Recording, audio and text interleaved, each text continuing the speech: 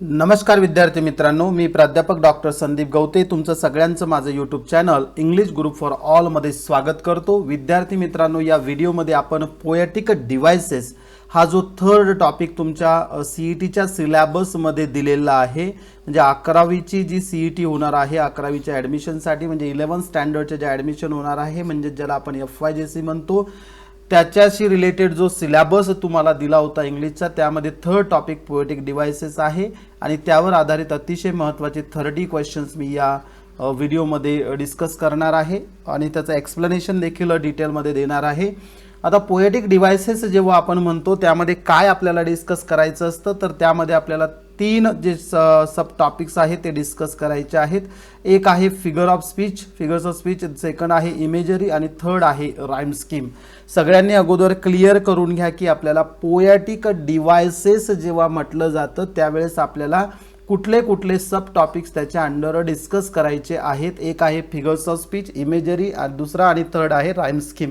परत सांगतोय कारण फार महत्त्वाचं असं आहे, यावर ते बरेचसे प्रश्न विचारले जाऊ शकतात। तर आपण सुरुवात करूया 30 महत्त्वाच्या अतिशय महत्त्वाच्या मल्टिपल चॉईस क्वेश्चन्सला बेस्ड ऑन पोएटिक डिव्हाइसेस। तर आपण बघूया पहिला क्वेश्चन काय दिलेला आहे। क्वेश्चन नंबर 1 आणि त्याला ABCD असे 4 ऑप्शन्स दिलेले आहेत, ते देखील सगळ्यांनी समजून घ्यायचे। क्वेश्चन नंबर 1 आहे, dash is the figure of speech when inanimate things or dead persons or abstract ideas are addressed. आणि ABCD असे ऑप्शन दिलेले आहेत। ए आहे पर्सॉनिफिकेशन, बी आहे अपॉस्ट्रॉफी, सी आहे अँटिथेसिस आणि डी आहे ओनोमॅटोपिया। तर यामध्ये तुम्हाला या सगळ्यांचा मीनिंग माहिती असेल तरच तुम्ही यावरचे क्वेश्चन सॉल्व करू शकता, अदरवाइज नाही। म्हणजे जर अंदाजे इथे टिक मार्क केलं तर तुमचं आन्सर नक्कीच चुकणार आहे। आता क्वेश्चन इथे समजून घ्या अगोदर। फिगर ऑफ स्पीच मी जसं सांगितलंय तुम्हाला, मी आणि एक व्हिडिओ फिगर्स ऑफ स्पीचवरती सेपरेट दिलेला आहे, तो देखील बघू शकता तुम्ही। त्यामध्ये मी फक्त बऱ्यापैकी काय केलेलं आहे, एक्झाम्पल्स घेऊन त्यामध्ये फिगर ऑफ स्पीच ओळखायचं सांगितलंय। पण पोएटिक डिव्हाइसेस जेव्हा घ्यायचं होतं त्यामध्ये तुम्हाला इथे त्याचा मीनिंग देखील विचारला जाऊ शकतो। त्यामुळे आता क्वेश्चन काय दिलेला आहे बघा, हा कुठला फिगर ऑफ स्पीच आहे। Is the figure of speech dash when, बघा व्हेन इथनं समोरचं महत्त्वाचं आहे, when inanimate things or dead persons or abstract ideas are addressed. जेव्हा ॲड्रेस केलं जातं, जेव्हा त्याला उद्देशून काहीतरी बोललं जातं, इनएनिमेट म्हणजे नॉन लिव्हिंग थिंग्स, त्यानंतर डेड पर्सन्स असतील किंवा ॲब्स्ट्रॅक्ट आयडियाज असतील। For example O captain my captain एक पोयम आहे बघा, त्यामध्ये डेड पर्सनला तिथे उद्देशून म्हटलं आहे, त्याला आपण काय म्हणतो, तर त्याला आपण अपॉस्ट्रॉफी असे म्हणतो, अपॉस्ट्रॉफी। तर सगळ्यांनी ते लक्षात घ्यायचं, अपॉस्ट्रॉफीचा मिनिंग, पर्सॉनिफिकेशन काय, अँटिथेसिस काय, ओनोमॅटोपिया काय, नंतरच्या क्वेश्चन्समध्ये आपल्याला त्याचं नक्कीच मिनिंग बघायला मिळणार आहे। त्यामुळे याचा आन्सर आहे, क्वेश्चन नंबर 1चा आन्सर आहे option number B. Second question आपण बघूया, डॅश अ स्टोरी, पोयम और other written work that can be interpreted to have a secondary meaning. म्हणजे इथे काय दिलंय की अशी एखादी स्टोरी असते किंवा पोयम, आपण पोएटिक डिव्हाइसेसमुळे इथे काय कन्सिडर करणे आपल्याला, पोयम और अदर रिटन वर्क, कुठलंही written work that can be interpreted, त्याचा अर्थ कसा लावू शकतो आपण, टू हॅव सेकंडरी मिनिंग। म्हणजे सरफेस लेवलचा मिनिंग वेगळा असतो, सरफेस लेवलला आपल्याला वेगळा मिनिंग भेटतो आणि इम्प्लाइड मिनिंग त्यामध्ये असतो। इम्प्लाइड म्हणजे थोडक्यात काय, बोलायचं एक आणि सांगायचं दुसरं, ज्याला म्हणतो आपण थोडक्यात बोलताना वेगळ्या पद्धतीनं बोलायचं आणि त्याच्यातला मिनिंग वेगळा घेणे, त्याला आपण इम्प्लाइड मिनिंग म्हणतो किंवा डीपर लेवल मिनिंग देखील म्हटलं जातं, डीपर लेवल। तर यामध्ये मग एलेजी आहे का, बॅलड आहे का, ॲलेगरी आहे का, हायकू आहे। आता यापैकी जे आन्सर आहेत त्याला आपण ॲलेगरी असे म्हणतो। ॲलेगरी लक्षात घ्या, ॲलेगरी म्हणजे काय, अशी कुठलीही जर पोयम असेल, स्टोरी असेल किंवा एनी रिटन वर्क ज्याचा अर्थ आपल्याला सेकंडरी मिनिंग मिळतो, म्हणजे सांगताना एक आणि त्याचा मिनिंग घेताना आपल्याला दुसरा घ्यावा लागतो, त्याला इम्प्लाइड मिनिंग किंवा आपण डीपर लेवलचा मिनिंग म्हणतो, that is called allegory. Okay, next बघूया आपण क्वेश्चन नंबर 3 काय आहे। Question number 3, dash the repetition of a sound or letter at the beginning of multiple words in a series. आता कशाचं रेपिटेशन दिलंय सगळ्यांनी व्यवस्थित समजून घ्यायचंय. The repetition of a sound, कुठल्या तरी साऊंडचं रेपिटेशन होतंय किंवा लेटरचं रेपिटेशन होतंय, पण कुठे होतंय? बिगिनिंगला, सुरुवातीला, ॲट द बिगिनिंग, इनिशियल स्टेजला. त्याला मल्टिपल वर्ड्समध्ये एका सिरीजमध्ये म्हणजे एखादी सेंटेन्स असेल किंवा एखादी लाईन असेल एखाद्या स्टॅन्झामधली, त्यामध्ये जर रिपीट होत असेल त्याला काय म्हणतात? तर दिस इज कॉल्ड ॲलिट्रेशन. लक्षात घ्यायचं सगळ्यांनी. What is the answer? Alliteration. म्हणजे क्वेश्चन नंबर 3चा आन्सर आहे option number D, that is alliteration. Alliteration सगळ्यांनी व्यवस्थित समजून घ्यायचं आहे. याचे एक्झाम्पल्स बघायचे असतील तर दुसरा माझा जो व्हिडिओ आहे फिगर्स ऑफ स्पीचवरती, तो लँग्वेज स्टडीच्या अंडर, तो देखील तुम्ही बघू शकता. समोर देखील एक्झाम्पल्स येणार आहेत. नेक्स्ट क्वेश्चन बघूया आपण. Question number 4. Allusion is a slash and dash reference to someone or something. ॲल्युजनचा जो रेफरन्स असतो कसा असतो? Is that indirect, is that direct, or both A and B, किंवा डी दिलंय नन ऑफ द अबो. तर सगळ्यांनी इथे लक्षात घ्यायचं, जेव्हा आपण ॲल्युजन म्हणतो तेव्हा आपल्याला इनडिरेक्ट रेफरन्स आपल्याला तिथे मिळत असतो. Indirect reference, that is the indirect reference. म्हणजे एखाद्या वेळेस म्हटलं असेल I read something about the Helen, the beauty like my sister, for example. आपण एखादं एक एक्झाम्पल म्हणून सांगतोय मी तुम्हाला. येता हेलन हा वर्ड जो आहे याचा रेफरन्स तुम्हाला लागला पाहिजे, रेफरन्स. ओके, सो इथे समजून घ्यायचं ॲल्युजनचा मिनिंग काय आहे की असा रेफरन्स घेणं, असा रेफरन्स की जो इनडिरेक्ट असतो. इनडिरेक्ट असतो म्हणजे एखादी गोष्ट सांगताना, एखादी पोयम लिहिताना, ती रीड करताना आपल्याला जर तिथे ॲल्युजन आलं, किंवा सिम्पल बघा, आपण आता missile, we must know something about missile man of India. आता मिसाईल मॅन ऑफ इंडिया आपण कुणाला म्हणतो? डॉक्टर APJ अब्दुल कलाम यांना, बरोबर. APJ अब्दुल कलाम यांना आपण काय म्हणतो? Missile man of India. आता त्यांचं नाव न घेता तुम्ही जर मिसाईल मॅन ऑफ इंडिया म्हटलं तर आपल्यासमोर, डोळ्यासमोर काय येतंय? Doctor APJ Abdul Kalam. म्हणजे तो इनडिरेक्ट रेफरन्स त्याला आपण म्हणतो. म्हणजे क्वेश्चन नंबर 4चा आन्सर आहे ऑप्शन नंबर ए. नेक्स्ट क्वेश्चन आपण बघूया. Question number 5. Blank verse refers to. Blank वर्स कशाला रेफर्स करतं? ABCD 4 ऑप्शन्स दिलेले आहेत. ए बघूया, प्रोज विदाउट राईम स्कीम, किंवा बी दिलाय poetry without rhyme scheme, C दिलाय short story without rhyme scheme, आणि डी दिलाय पोएट्री विथ राईम स्कीम. याचं करेक्ट आन्सर आहे पोएट्री विदाउट राईम स्कीम. लक्षात घ्या, एक ब्लँक वर्समध्ये तुम्हाला कुठल्याही प्रकारचा प्रोजचा संबंध येत नाही, ते शॉर्ट स्टोरीचा येत नाही, आणि विथ प्रॉपर येत नाही, प्रॉपर राईम स्कीम नसते. इथे काय असतं? Without rhyme scheme. लक्षात घ्या, पोएट्री विदाउट राईम स्कीम. जर राईम स्कीम त्या पोयममध्ये दिसत नसेल, स्टॅन्झामध्ये फॉलो केलेली नसेल, तर त्याला आपण कुठलं वर्स म्हणतो? That is called blank verse. So question number 5चा आन्सर आहे blank verse refers to poetry without rhyme scheme. सगळ्यांनी व्यवस्थित समजून घ्यायचंय. अतिशय महत्त्वाचे प्रश्न इथे मी सांगतोय. क्वेश्चन नंबर 6 बघा. Dash a play on words using multiple meanings or similar sounds to make a joke. म्हणजे कशाला म्हणायचंय की जिथे प्ले ऑन वर्ड्स, एक प्रकारचा खेळ म्हणता येईल त्याला आपल्याला, एक प्रकारचं मुद्दामहून केलेलं, using multiple meanings or similar sounds to make a joke. म्हणजे असे वर्ड, असा वर्ड असतो तो की त्याचा अनेक मिनिंग्ज असतात. एक्झाम्पल आहे बघा, याचं examples, I am going to the bank. Which bank?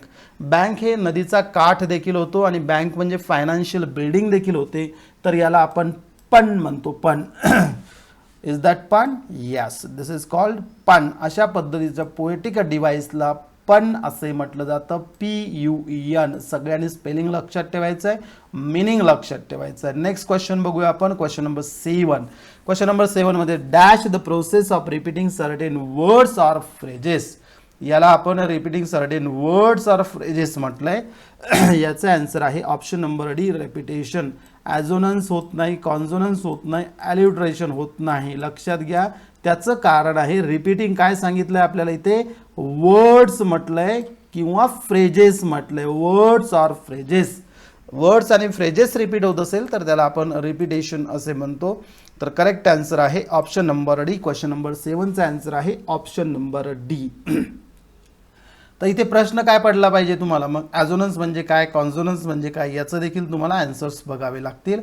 Question number 8 काय दिलाय बघा स्क्रीनवरती. A repetition of syllables at the end of words often at the end of a line of a poetry is termed as. जर एखादी poem लिहिली असेल त्यामध्ये स्टॅन्झा जो असेल त्याच्या जर 1 2 3 4 काय ज्या लाईन्स असतील आणि त्यामध्ये शेवटचा जो वर्ड असतो त्याचं काय केलेलं असतं रेपिटेशन ऑफ सिलेबल ज्याला म्हणतो आपण त्यालाच आपण काय म्हणतो that is called rhyme. Rhyme scheme बघा आपण काढतो आपण राईम स्कीम त्याला म्हणतो. सो क्वेश्चन नंबर 8 चा आन्सर आहे ऑप्शन नंबर ए. म्हणजे राईम म्हणजे काय लक्षात आलं पाहिजे. वेगवेगळे एक्झाम्पल्स आपल्याला समोर काही क्वेश्चन्समध्ये नक्कीच बघायला भेटतील. So a repetition of syllables at the end of words often at the end of line of poetry is termed as rhyme. Next question बघूया. Question number 9. What is the meaning of sonnet. Sonnet म्हणजे काय. A B C D असे 4 options दिलेले आहेत. ए option बघूया आपण. A 14 line poem with no rhyme scheme. 14 line poem दिली पण त्याला राईम स्कीम नसते असं म्हटलंय ए ऑप्शनमध्ये. B a 14 line poem with a strict rhyme scheme. Okay. आणि सी दिलंय 11 line poem with no rhyme scheme. आणि डी दिलंय a 3 line poem with a blank verse. D answer नाहीये, सी आन्सर नाहीये आणि ए देखील answer नाहीये. तर याचं करेक्ट आन्सर आहे ऑप्शन नंबर बी. म्हणजेच काय सॉनेट म्हणजे काय सगळ्यांनी लक्षात घ्या. 14 लाईनची पोयम असेल if there is a poem of 14 lines पण त्यामध्ये एक प्रकारची राईम स्कीम देखील यूज केली जाते स्ट्रिक्ट त्यालाच आपण काय म्हणतो सॉनेट असं म्हणतो. नेक्स्ट क्वेश्चन बघूया. म्हणजे ऑप्शन नंबर काय आहे क्वेश्चन नंबर 9चा option number B is correct one. Okay. सगळ्यांनी क्वेश्चन समजून घेत चला. क्वेश्चन समजला तरच आन्सर तुम्हाला व्यवस्थित येऊ शकते अदरवाइज नो. क्वेश्चन नंबर 10 आपण आता बघूया. Identify the rhyme scheme in the given stanza. It was many and many a year ago in a kingdom by the sea that a maiden there lived whom you may know by the name of Annabel Lee. आता इथे काय केलंय बघा. इथे rhyme scheme तुम्हाला विचारली कुठलं आहे. ॲगो, त्यानंतर आलाय सी, त्यानंतर आलाय नो, त्यानंतर आलाय ली. सो ॲगो, नो, सी, ली. यामध्ये बघा साऊंड कसा होतो रिपीट वाटतोय आपल्याला एक प्रकारचा रिदम तयार होतोय.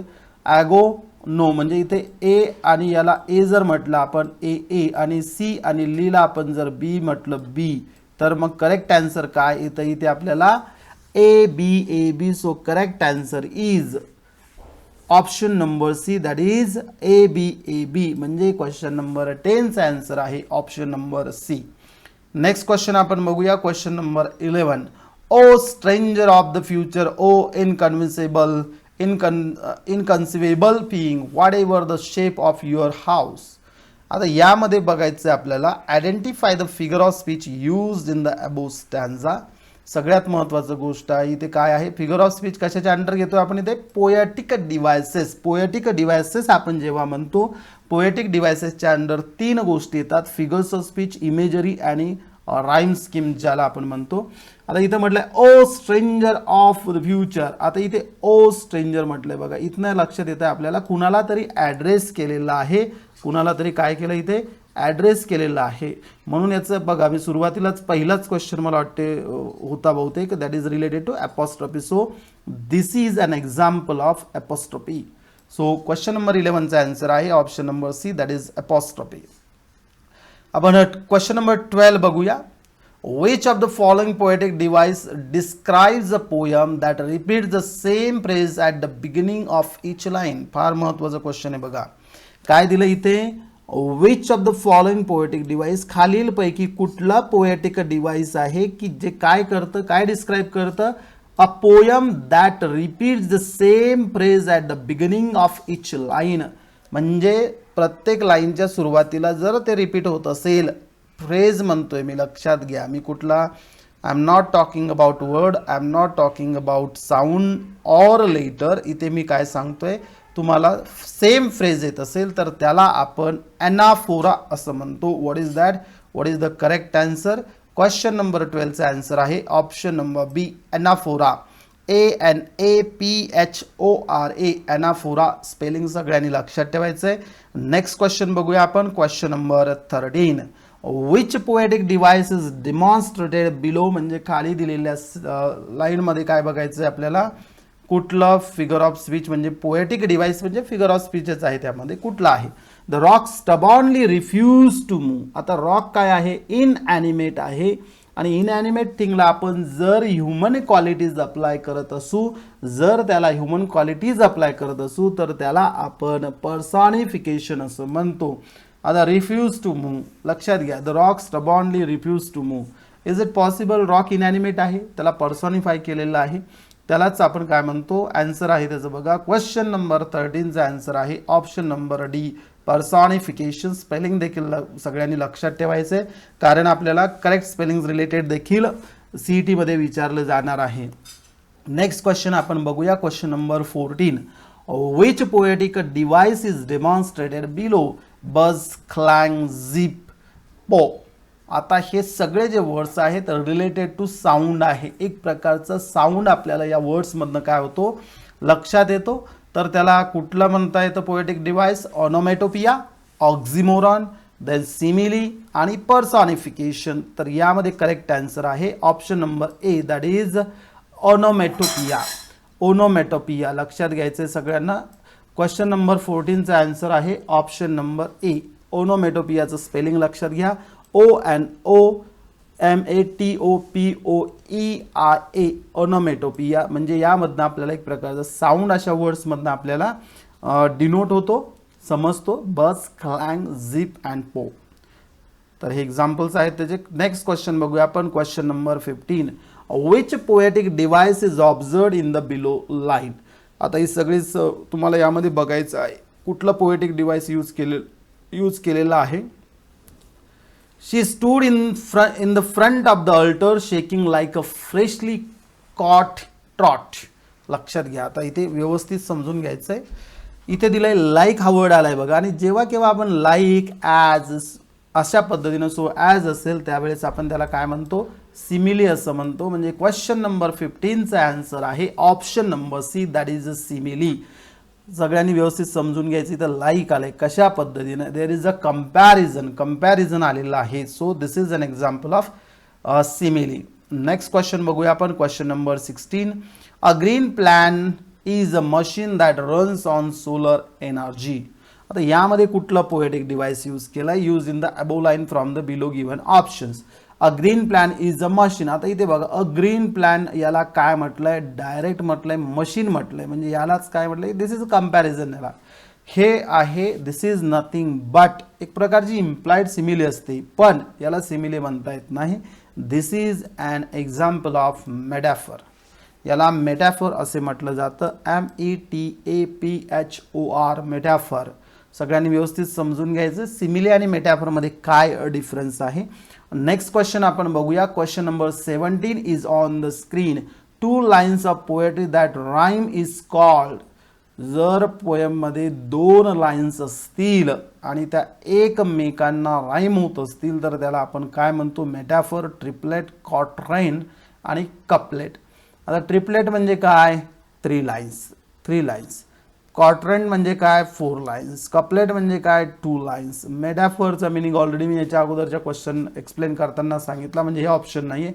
तर याचं होतं option number D is correct. 2 lines of poetry that rhyme is called poetry that rhyme. लक्षात घ्या, 2 लाईन्स आहेत त्या एकमेकांना राईम होतात, म्हणजे यमक त्यात साधला जातो, त्याला आपण काय म्हणतो? कपलेट असे म्हणतो. Option number D, COUPLET.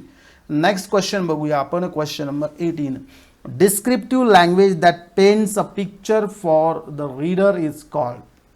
म्हणजे त्या लँग्वेजमधनं आपल्याला डिस्क्रिप्टिव्ह लँग्वेजमधनं काय लक्षात येतं?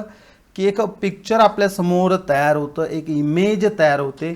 याचा आन्सर लगेच लक्षात येऊ शकतं. काय आहे? इमेज तयार होते म्हणजे दॅट इज कॉल्ड इमेजरी. लक्षात घ्या. इथे पर्सॉनिफिकेशन म्हणजे ह्युमन क्वालिटीज दिल्या जातात. ओनोमॅटोपिया म्हणजे साऊंड तुम्हाला त्या वर्ड्समधनं लक्षात येतो. अलिट्रेशन म्हणजे repetition of consonant at the म्हणजे वर्ड्समध्ये सुरुवातीला काय होतं? त्याचं रेपिटेशन होतं, त्याला आपण अलिट्रेशन म्हणतो. याचं आन्सर बघा इमेजरी आहे. क्वेश्चन नंबर 18चा आन्सर आहे option number B, that is imagery. Spelling लक्षात घ्या, IMAGERY. असे प्रश्न नक्कीच तुम्हाला CET मध्ये विचारले जातील, त्यामुळे हे व्यवस्थित समजून घ्यायचं आहे. नेक्स्ट क्वेश्चन बघूया आपण. Question number 19. A 4 line stanza is called काय म्हणतो आपण? कपलेट, ऑक्टेव, क्वाट्रेन और सेस्टेट.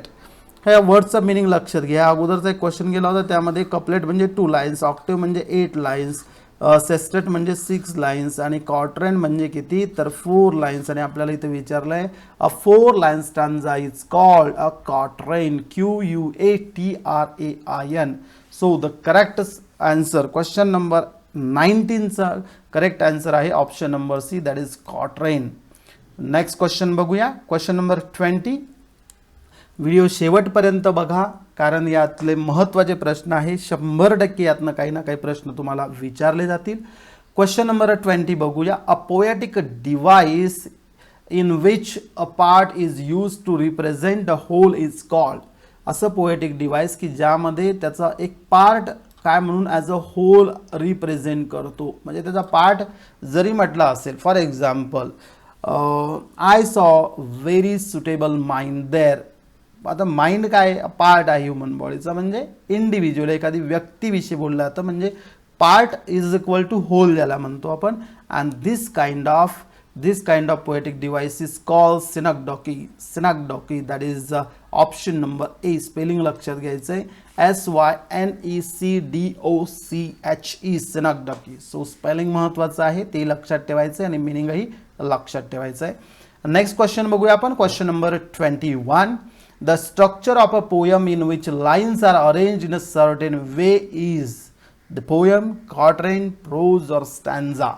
याला काय म्हटलं जातं? The structure of a poem in which lines are arranged in a certain way. बघा ना, लगेच लक्षात येतं, ज्याला आपण काय म्हणतो? स्टॅन्झा असं म्हणतो. क्वाट्रेन इथे येणार नाही, प्रोज तर नाहीच नाही, आणि पोयम देखील येणार नाही. याचा आन्सर आहे option number D. So question number 21चा आन्सर आहे option number D, that is called stanza. लक्षात घ्यायचं आहे, परत रीड करतोय. The structure of a poem in which lines are arranged in a certain way is the stanza. Next question, question number 22. A style of poetry that does not rhyme is called. The style of poetry, अशा प्रकारची poetry किंवा poem ज्याला म्हणतो ते एकमेकांना rhyme करत नाही, rhyming scheme त्यात ऑब्झर्व होत नाही. वर कुठेतरी ब्लँक वर्ड्स बघितलं होतं, त्याचं सिमिलर वर्ड इथे आपल्याला आहे. राईम तर होणारच नाही, राईम करत नाही म्हटलं, क्वाट्रेन होणार नाही, सिमिले नाही होणार. इथे होतं फ्री वर्ड्स, त्याला आपण काय म्हणतो? Free words. So question number 22चा आन्सर आहे option number B, that is a free words. Next question बघूया. Question number 23. Which poetic device is used in the below sentence. दिलेल्या वाक्यामध्ये, सेंटेन्समध्ये काय दिलेलं आहे? पोएटिक डिव्हाइस आपण कुठलं यूज केलं आहे, म्हणजे लाईनमध्ये या. So what is that? Maggie and Millie and Molly and me. आता इथे बघा, म साऊंड रिपीट झाला आहे, कॉन्सोनंट आहे, यालाच आपण म्हणतो, ऑप्शन याच्या आतच तुमच्या लक्षात आलं पाहिजे, this is called alliteration, not onomatopoeia, not internal rhyme, none of the above. तिन्ही ऑप्शन्स होत नाही. करेक्ट आन्सर आहे option number C, alliteration. Question number 23चा answer option number C, that is alliteration. Maggie and Millie and Molly and may. Next question आपण बघूया. Question number 24. With a lift of the gun bang is an example of. Bang bang वर्डमधनं आपल्याला sound वाटतोय, नक्कीच याचं हे कशाचा answer काय आहे? याचा आन्सर ऑप्शन नंबर ए, ओनोमेटोपिया. ज्या वर्ड्समधनं साऊंड. तर question number 25. Which poetic device is used in the below sentence. खाली दिलेल्या लाईनमध्ये, सेंटेन्समध्ये कुठलं पोएटिक डिव्हाइस यूज केलं? I love you, I hate you. आता इथे कॉन्ट्राडिक्टरी वर्ड आलेले बघा, लव आणि हेट दोन्ही. तर अशा याला आपण अँटीथेसिस असे म्हणतो. तर क्वेश्चन नंबर 25चं जे आन्सर आहे that is option number D, that is antithesis. I love you, I hate you, दोन कॉन्ट्रास्ट ज्या आहेत, आयडिया कॉन्ट्रास्टमध्ये आहेत, त्या एकत्र इथे दिसत आहेत आपल्याला, त्याला आपण अँटीथेसिस असे म्हणतो. नेक्स्ट क्वेश्चन बघूया. Question number 26. Dash a figure of speech by which we express something unpleasant और bad in a mild and gentle way. लक्षात घ्या, सगळे हे तुमच्या बुक्समध्ये असलेले सगळे पोएटिक डिव्हाइसेस मी या व्हिडिओमध्ये डिस्कस केलेले आहेत. तुम्ही बघू शकता सगळ्या पोएम्समध्ये कुठे ना कुठे तुम्हाला याचं एक्झाम्पल दिसेलच. आता इथे दिलं आहे की कुठलं फिगर ऑफ स्पीच म्हणजेच पोएटिक डिव्हाइस ज्यामध्ये काय केलं जातं, एखादी वाईट घटना असेल, फार वाईट असेल, अनप्लीजंट, आनंद देणारी नसेल, तर ते आपण काय करतो, माइल्ड आणि जेंटल वेनं सांगण्याचा प्रयत्न करतो आणि इनडिरेक्ट वे असतो तो. म्हणजे बघा एक्झाम्पल आहे याचं एक्झाम्पल द्यायचं झाल्यास कसं, that is his mother kicked the bucket in the morning. आता किक्ड द बकेटचा मिनिंग काय होतो, डाईड. किक्ड द बकेटचा मिनिंग काय होतो, डाईड. म्हणजे काय केलेलं आहे, kicked the bucket he phrase use केली. किक्ड द बकेट या फ्रेजचा यूज करून काय केलं आहे की जी डेथची अनप्लीजंट अशी घटना आहे, वाईट आहे, ते एक्सप्रेस करण्याचं कसं पद्धतीने केलं काय म्हटलं जातं. म्हणजेच क्वेश्चन नंबर 26चा आन्सर आहे option number, which is option, where is that, okay, option number B, euphemism. UPHEMISM, euphemism. Next बघूया question number 27. What is the meaning of tautology from the given options. टॉटॉलॉजीचा meaning काय, word बघा tautology. तर यात दिलंय options ABCD. Option A दिलंय mentioning the vague and obscure words. B, use of words that have striking opposition और contrast of ideas.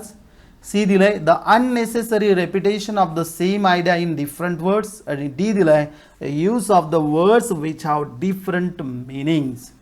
आता लक्षात घ्या, सी ऑप्शन याचं करेक्ट आहे. The unnecessary repetition of the same idea in different words म्हणजे त्याला tautology असं म्हटलं जातं. सगळ्यांनी एक लक्षात घ्यायचं, टॉटॉलॉजीमध्ये काय होतंय, त्यामध्ये सेम वर्ड्स असतात बघा, की त्यामध्ये यूज केलेले असतात. म्हणजे दोन वर्ड्स जर यूज केले असतील तर दोन्ही वर्ड्सचा मिनिंग सेम होतो. म्हणजे that is unnecessary repetition. Sometimes it can be use for एम्फॅसिस. Okay, next बघूया. आता हे बाकीचे का नाही ते लक्षात घ्या परत बरं का. Use of words that have striking opposition और कॉन्ट्रास्ट ऑफ आयडियाज, याला आपण काय म्हणतो, अँटीथेसिस. कुठेतरी बघितलंय, लक्षात घ्या. म्हणजे उरलेले ऑप्शन्स का नाहीत हे देखील तुमच्या लक्षात आलं पाहिजे. आता नेक्स्ट क्वेश्चन बघूया आपण. Question number 28. Identify the poetic device use in the given line. His mother has passed away. आत्ताच सांगितलंय मी, त्यालाच आपण युफेमिझम म्हणतो. पास्ड अवे म्हणजे काय, डाईड. डाईड, मरणे ज्याला म्हणतो, डिरेक्टली न सांगता इनडिरेक्टली सांगणे, अशा पोएटिक डिव्हाइसला आपण युफेमिझम म्हणतो. तर याचा आन्सर आहे क्वेश्चन नंबर 28चा आन्सर आहे option number A, that is euphemism. Next question बघूया आपण. Question number 29. Identify the poetic device use in the given line. Under this stone he was buried. Under this stone he was buried. Options बघा, A tautology, B metaphor, C inversion, D antithesis. आता under this stone he was buried, जर यामध्ये लगेच लक्षात येतं कसं पाहिजे, he was buried under this stone म्हणजे काय केलेलं आहे, सिंटॅक्टिकली हे स्ट्रक्चर बदललेलं आहे. अशा पद्धतीनं पोएटिक डिव्हाइस यूज केलं जात असेल तर त्याला इन्व्हर्जन असं म्हटलं जातं. It is called inversion. तर क्वेश्चन नंबर 29चा आन्सर आहे option number C, that is inversion. Next question बघूया आपण. Question number 30. This is the last question. Identify the rhyme scheme in the below stanza. जो stanza दिलाय त्यामधली rhyme scheme आपल्याला इथं विचारलेली आहे. परत हा पोएटिक डिव्हाइसेसचाच पार्ट आहे. The tree that never had to fight for sun and sky and air and light but stood out in the open plain and always got its share of rain. बघा, fight, light, plain, rain. बघा, fight, light म्हटलं की ते लगेच लक्षात येतं आपल्या A आणि खालचं plain, rain, that is B. So कुठला ऑप्शन आहे बघा, ए बी कुठं दिसतंय, D is the correct option. तर क्वेश्चन नंबर 30चा आन्सर आहे option number D, that is A. तर विद्यार्थी मित्रांनो, अतिशय महत्त्वाचे मी इथे क्वेश्चन्स डिस्कस केलेले आहेत. सगळ्यांनी व्हिडिओ आवडला असेल तर लाईक करा, शेअर करा आणि चॅनलला सबस्क्राईब करायला विसरू नका. सगळ्या प्लेलिस्ट सगळ्यांनी बघा जेणेकरून तुमच्या लक्षात येईल. इंग्लिश रिलेटेड अनेक व्हिडिओज माझ्या चॅनलवरती असतात ज्याचा फायदा सगळ्या विद्यार्थ्यांना होतो. म्हणजे KG to PG पर्यंत सगळ्या स्टुडंट्सला याचा फायदा होतो. तर सगळ्यांनी बेल आयकॉन प्रेस करायला विसरू नका. So to stay so you can stay tuned with me. Thank you so much.